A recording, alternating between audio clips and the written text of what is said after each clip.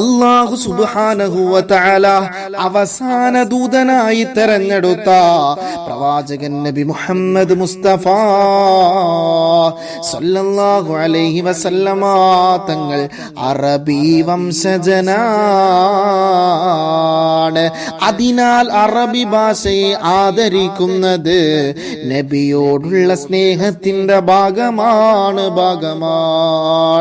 മഹാനായ പ്രവാചകനെ വിടുന്നു പറയുകയാ, ഉഹിബ്ബുൽ അറബ ലിസലാത്തിൻ, 3 കാരണങ്ങളാൽ നിങ്ങൾ അറബികളെ സ്നേഹിക്കണേ. പ്രവാചകനെ വിടുന്നു പറയുകയാണ്, ലി അന്നീ അറബിയുൻ, തീർച്ചയായും ഞാൻ അറബിയാണ്. വൽ ഖുർആനു അറബിയുൻ, പ്രവാചകൻ പറയുകയാണ് വിശുദ്ധമായ ഖുർആനിന്റെ ഭാഷ അറബിയാണ്.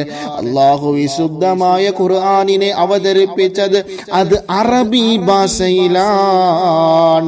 വലിസാനു അഹ്ലിൽ ജന്നത്തി അറബിയുൻ, സ്വർഗവാസികൾ പരസ്പരം സംസാരിക്കുക അത് അറബി ഭാഷയിലായിരിക്കുമെന്ന് ലോകത്തിന്റെ നായകൻ അഷ്റഫുൽ ഖൽഖ് മുഹമ്മദ് മുസ്തഫ സല്ലല്ലാഹു അലൈഹി വസല്ലമ തങ്ങൾ അവിടുന്ന് പറയുകയാണ്.